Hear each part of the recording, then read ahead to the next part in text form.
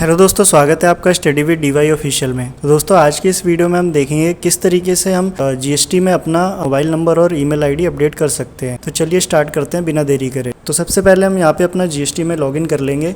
Login करने के बाद हम जाएंगे यहाँ पे सर्विसेज में जाने के बाद जाएंगे रजिस्ट्रेशन में जाने के बाद यहाँ पे जाएंगे हम amendment of registration non core field में। उसके बाद यहाँ पे हमारी एप्लीकेशन ये ओपन हो जाएगी। उसके बाद यहाँ पे हम जाएंगे प्रमोटर पार्टनर्स में। उसके बाद यहाँ पे हम एक्शन के पास यहाँ पे एडिट पे क्लिक कर देंगे। उसके बाद देखिए यहाँ पे नीचे यहाँ पे ऑप्शन आ रहा है मोबाइल नंबर और ईमेल आईडी का। तो यहाँ पे जो भी आपको नया मोबाइल नंबर और ईमेल आईडी यहाँ पे ऐड करनी है उसको यहाँ पे हम एडिट करके यहाँ पे ऐड कर देंगे। तो मोबाइल नंबर जो भी आपको एडिट करना है वो यहाँ पे हटा के नया डाल देंगे। और ऐसी ईमेल आईडी अगर आपको अपडेट करनी है तो ईमेल आईडी यहाँ पे पुरानी वाली हटा के नई वाली डाल देंगे। उसके बाद और कुछ नहीं छेड़ेंगे, हम सीधा नीचे आ जाएंगे और यहाँ सेव पे क्लिक कर देंगे। सेव पे जैसे ही आप क्लिक करोगे उसके बाद यहाँ पे जो आपने नया मोबाइल नंबर और ईमेल आईडी दिया है उस पर ओटीपी जाएगा।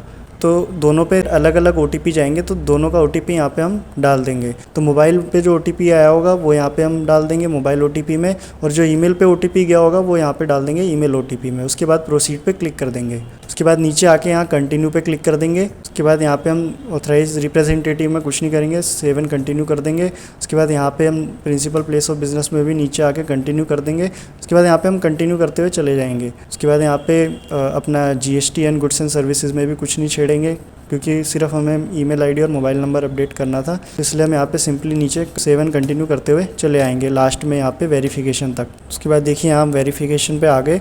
उसके बाद यहाँ पे चेक बॉक्स पे क्लिक कर देंगे और यहाँ पे अपना ऑथराइज सिग्नेटरी सेलेक्ट कर लेंगे। यहाँ पे प्लेस सेलेक्ट कर लेंगे। उसके बाद यहाँ पे सबमिट विद डीएससी या सबमिट विद ईवीसी, इन दोनों में से किसी पे भी आप क्लिक करके सबमिट कर सकते हो। अगर आपके पास डीएससी या डिजिटल सिग्नेचर है तो यहाँ पे आप सबमिट विद डीएससी पे क्लिक कर देना। अगर आप ओटीपी के थ्रू करना चाहते हैं तो यहाँ सबमिट विद ईवीसी पे क्लिक कर देना। उसके बाद यहाँ पे आपके रजिस्टर्ड मोबाइल नंबर और ईमेल पे ओटीपी जाएगा, तो यहाँ पे डाल के वैलिडेट ओटीपी पे क्लिक कर देंगे। उसके बाद यहाँ पे देखिए आपकी एप्लीकेशन सबमिट हो जाएगी। उसके बाद यहाँ पे 15 से 20 मिनट बाद आपके मोबाइल और ईमेल पे ARN नंबर आएगा। उस ARN नंबर की मदद से आप चेक कर सकते हो आपकी एप्लीकेशन अप्रूव हुई है या नहीं हुई। वैसे तो जब आपका ARN नंबर आता है तभी अप्रूव हो जाता है, और आपके पास मैसेज भी आ जाता है अप्रूव का। अगर आपको चेक करना है कि ARN नंबर की मदद से किस तरीके से आप अपना एप्लीकेशन स्टेटस चेक कर सकते हैं, तो उस पर मैंने ऑलरेडी वीडियो बना रखी है, मैं लिंक डिस्क्रिप्शन में डाल दूंगा। तो आई होप आपको वीडियो पसंद आई। अगर पसंद आई तो प्लीज़ वीडियो को लाइक कर देना और चैनल को भी सब्सक्राइब कर लेना। Thanks for watching the video.